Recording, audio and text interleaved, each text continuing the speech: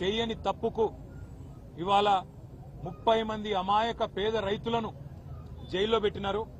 వాళ్ళను విడిపించండి, వాళ్ళ కోసం పోరాటం చేయండి. మా కొడంగల్ రైతుల పక్షాన నిలబడండి. మా కొడంగల్ గిరిజనుల కోసం కొట్లాడండి.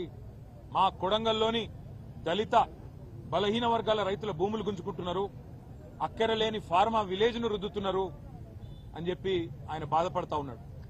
వాస్తవం ఏంటి అంటే ఈరోజు సంగారెడ్డి జైలు నుంచి మొదలు పెడితే చెర్లపల్లి జైలు దాకా అమాయకులేమో జైల్లో ఉన్నారు. కానీ కొడంగల్ నుంచి కొండారెడ్డిపల్లె దాకా అరాచకాలు చేస్తున్న దుర్మార్గులేమో ఇవాళ గద్దెనెక్కి కూర్చున్నారు. మీరు చూస్తా ఉన్నారు.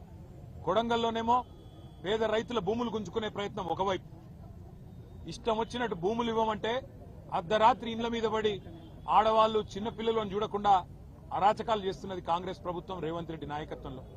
మరొకటి నిన్ననే చూసినాం. కొండారెడ్డిపల్లి రేవంత్ రెడ్డి సొంత ఊరు. ఒక మాజీ సర్పంచ్ పెద్ద ఆయన సాయిరెడ్డి 85 ఏళ్లు ఇదే రేవంత్ రెడ్డి కోసం మన ఎలక్షన్లో కూడా తిరిగిండు, ఓట్లేయించిండు. అట్లాంటి పెద్ద ఆయన మీద కూడా ఇవాళ పగబట్టి ఆయన ఇంటికి అడ్డంగా గోడగట్టి తొవ్వ లేకుండా చేస్తే ఆ శోభ, ఆ అవమానం సొంత ఊరిలో సర్పంచ్ గా పనిచేసిన ఊరిలో ఇంతటి అవమానం అని చెప్పి ఆ క్షోభతో నిన్న ఆత్మహత్య చేసుకున్న పరిస్థితి. ఇవాళకి కూడా కల్వకుర్తిలో ఆయన భౌతిక కాయం ఇంకా అట్లే ఉంది. నియంతల పాలనలో, దుర్మార్గుల పాలనలోనే ఇట్లాంటి ఆంక్షలు చూస్తాం. ఇండ్ల కడ్డంగా గోడలు కట్టే పరిస్థితి ఎక్కడన్నా ఇదివరకు ఉండేనా? మేం లేదా ప్రభుత్వంలో 10 ఏళ్లు ఎన్నడన్నా ఇట్లాంటి వార్తలు విన్నారా? సొంత ఊరైతే, సొంత కాన్స్టిట్యున్సీ అయితే నీ సామ్రాజ్యమా? నువ్వేమైనా రారాజువా? నువ్వేమైనా చక్రవర్తివా? లేక 1000 ఏళ్లు బతకనికి వచ్చినవా?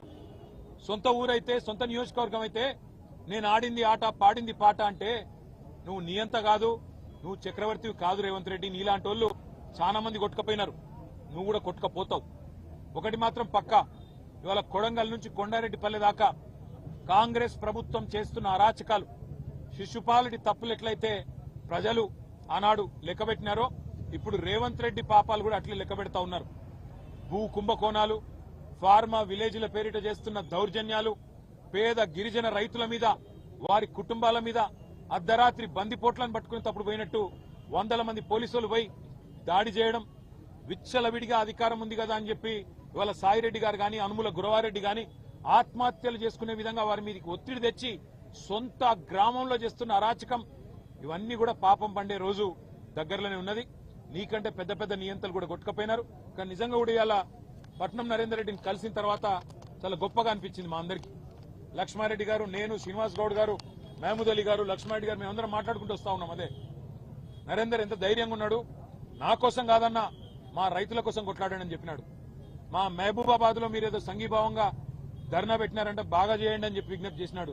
రాష్ట్రంలోని గిరిజనులందరికీ తెలిసేటట్టు మా గిరిజనుల పంచాయతీ, మా పేదవాళ్ల పంచాయతీ, రాష్ట్రంలో ఏ ఒక్కరికి అన్యాయం జరగకుండా చూడండి అని చెప్పి మాకు ధైర్యాన్ని ఇచ్చి, మాకు ఉత్సాహాన్ని ఇచ్చి, నాకేం కాదు మీరు ధైర్యంగా ఉండండి అని చెప్పి మాకు కొత్త ధైర్యం చెప్పినాడు. వారితో పాటు ఇవాళ 30 మంది పైచిలకు పేద రైతులు ఎవరైతే చెయ్యని తప్పుకు కేవలం మా భూమి ప్రభుత్వం దౌర్జన్యంగా గుంజుకుంటే ఊకోము ఇయ్యము అన్న ఒకే ఒక్క మాటకి ఇవాళ జైళ్లలో మగ్గుతున్న ఆ కుటుంబాలకు మేము ఒకటే చెప్తా ఉన్నాం, మీరు భయపడాల్సిన అవసరం లేదు. మీ వెనుక కేసీఆర్ ఉన్నాడు.